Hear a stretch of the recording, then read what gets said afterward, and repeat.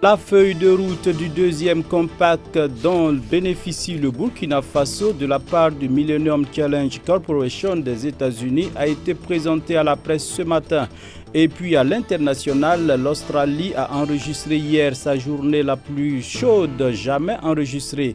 Ce sont là les titres de cette édition. Dames et messieurs, merci de nous suivre sur la télévision de la famille.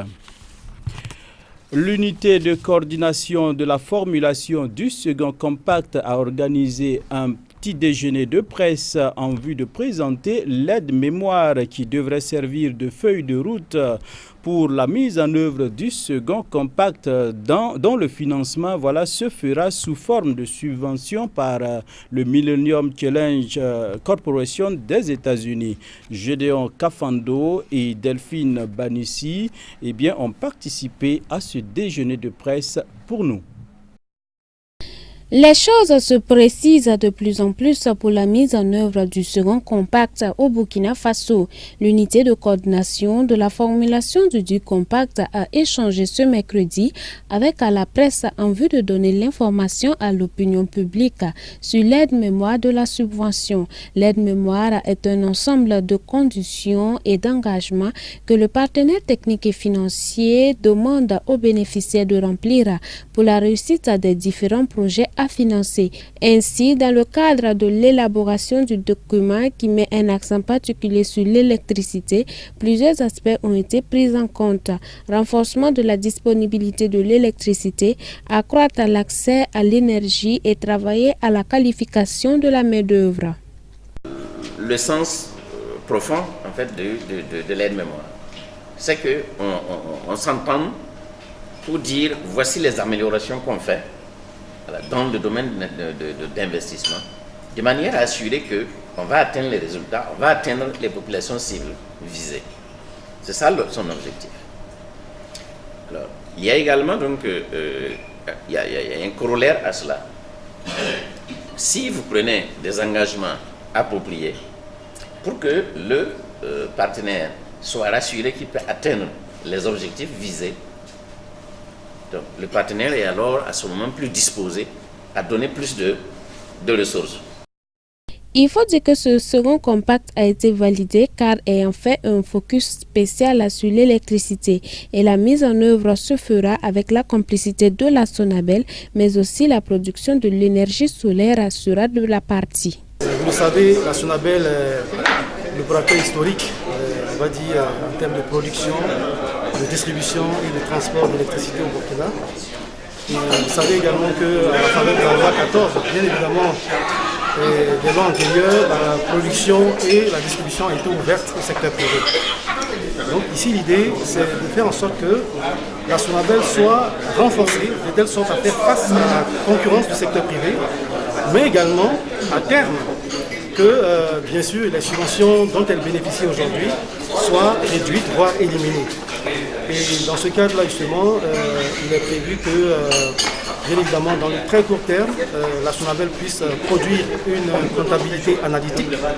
L'aide-mémoire a été validée et signée le 6 décembre dernier et 3 projets ont retenu l'attention de l'unité de coordination de la formulation UCF. Cependant, un seul sera mis en œuvre. Il s'agit essentiellement de celui devant améliorer l'accès des entreprises et des ménages à une électricité suffisante, de qualité et moins coûteuse, ainsi qu'à une main-d'œuvre qualifiée permettant une pleine valorisation de l'électricité. Un projet estimé à environ 400 milliards de francs CFA qui sera financé par le Millennium Challenge Corporation des États-Unis sous forme de subvention au Burkina Faso.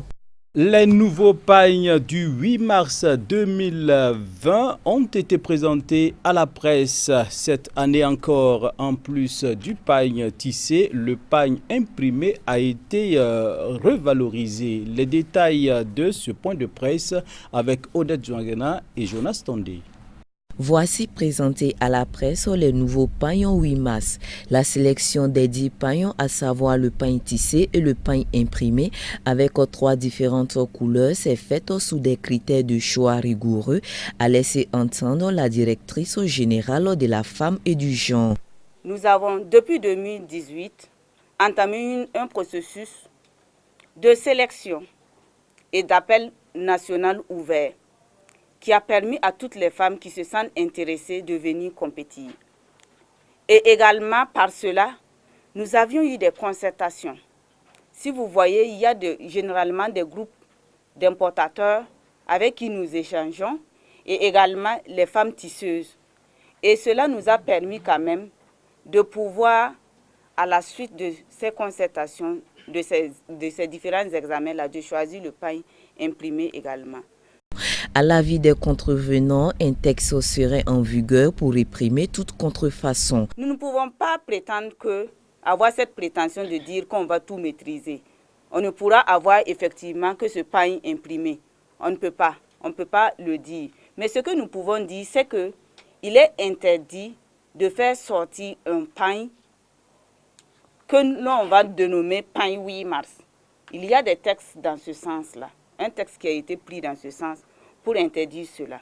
Donc, s'il y a un texte qui est sorti pour cela, et également nous sommes en train d'accentuer la sensibilisation, nous pensons que nous pouvons amenuiser les risques. Quant aux fervents défenseurs du Faso d'Anfani qui s'insurgent contre le choix du pain imprimé, le ministère dit travailler pour le bien-être de l'ensemble des femmes. Grâce à son originalité, le motif du pain tissé de Madame Honorine de la région du Centre a retenu l'attention du jury. À titre de récompense, la lauréate recevra la somme d'une valeur de 2 millions de francs CFA, tandis que la conception, la fabrication et la vente du pain imprimé est revenu à la société Ganitex.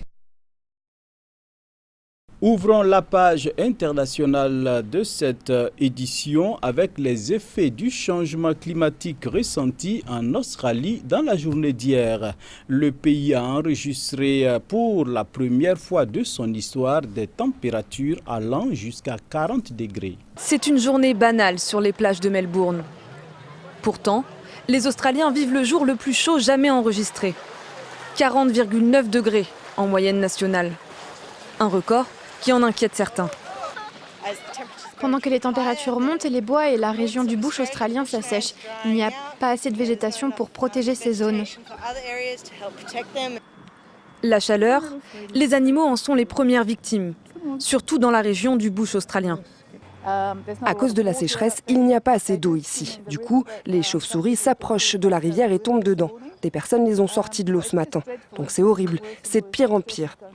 Il y en a déjà qui sont mortes, suspendues aux arbres. D'ici la fin de la semaine, il y aura beaucoup d'autres chauves-souris mortes. Ces vagues de chaleur créent un environnement propice à la propagation des feux de brousse, véritable fléau qui étouffe le pays depuis des mois. Dans une tentative désespérée de contenir les incendies, ces pompiers s'essayent au backburning. Il s'agit de démarrer intentionnellement un petit feu afin d'arrêter l'avancée d'un plus grand incendie. Ce qui est brûlé ne peut donc plus brûler une seconde fois et donc amenuise l'incendie déjà en cours. Cette journée à la chaleur record est une pression supplémentaire qui enjoint le gouvernement à agir contre le réchauffement climatique.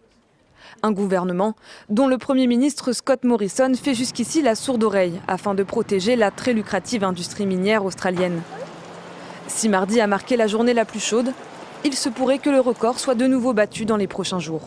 Un petit cours d'histoire dans cette édition. Le monde entier se rappelle de la domination de l'URSS sur les pays baltes durant 50 ans.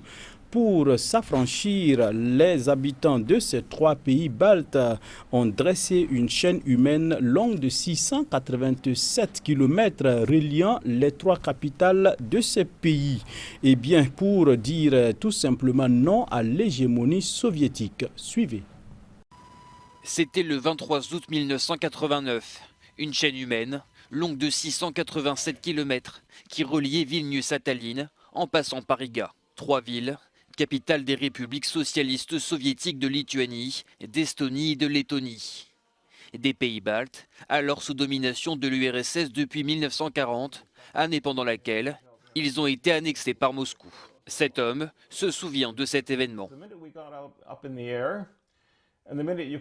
Dès que nous nous sommes envolés en hélicoptère, on voyait tous ces gens faire une ligne, des voitures aussi, et des autobus qui arrivaient de partout pour que les gens puissent se donner la main et brandir des drapeaux.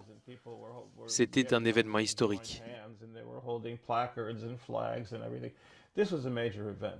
Un rassemblement à l'initiative d'une organisation pacifique, le Front populaire, contre l'hégémonie de l'URSS. Pendant 50 ans, les 3 pays baltes ont subi la politique de colonisation et de russification forcée de Moscou. Des années pendant lesquelles Lituaniens, Lettons et Estoniens ont été contraints d'effacer leur identité culturelle. Cette chaîne humaine, la Voie balte, comme elle a été surnommée, reste pour eux une manière de renouer avec la démocratie. Les élections pendant le totalitarisme étaient une simple formalité. La Voie balte, c'était surtout un grand vote commun pour la liberté des 3 nations. C'était l'expression de la démocratie directe. 2 ans plus tard, en août 1991, les 3 pays baltes accèdent enfin à l'indépendance, quelques mois seulement avant la chute de l'URSS.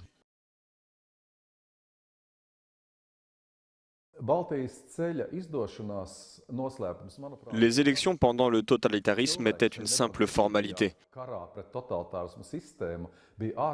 La Voie balte, c'était surtout un grand vote commun pour la liberté des 3 nations. C'était l'expression de la démocratie directe. La Voie balte a inspiré les actions de tous les États d'Europe de l'Est, y compris la chute du mur de Berlin. Et ces idées sont toujours vivantes, 30 ans plus tard. Les militants pour l'indépendance de Hong Kong ont tenté de répéter un événement similaire cette année. Dernier élément de cette édition, on se plonge dans l'univers de la vie des migrants. Ils sont nombreux à tenter leur chance en Europe dans des conditions de voyage très pénibles. Une fois sur place, le soleil tarde à se lever. Découvrons le quotidien de certains en France, précisément dans la ville de Lyon. À Lyon, 450 migrants africains squattent un collège abandonné en attendant un retour quant à leur demande d'asile. Cet été, le conseil municipal avait voulu expulser tous ceux qui vivaient ici afin de construire de nouveaux logements. Mais la cour d'appel a statué contre, permettant aux migrants de rester une année supplémentaire. Ibrahim est l'un des 450 demandeurs d'asile vivant ici.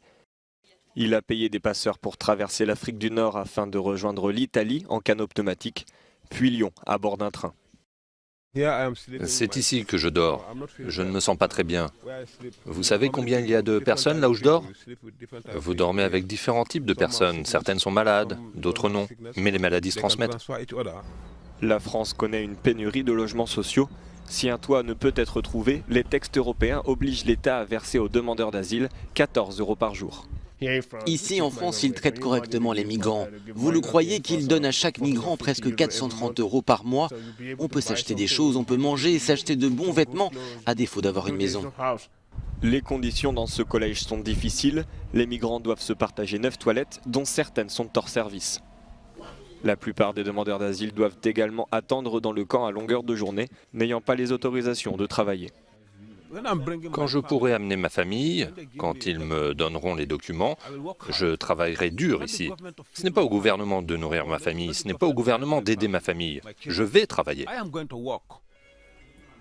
La France a récemment dépassé l'Allemagne en tant que première destination européenne pour les demandeurs d'asile et est en passe de recevoir un nombre record de demandes cette année. Sur les 123 000 demandes formulées en 2018, seulement un quart d'entre elles avaient été accordées, une proportion en diminution par rapport à 2016. Mesdames et messieurs, c'est fini pour ce soir. Merci d'avoir été des nôtres. Et bien, on se souhaite une excellente soirée en compagnie des programmes de la télévision de la famille. Bonsoir à tous ceux-là qui nous suivent depuis Tinkodogo. Dieu vous bénisse.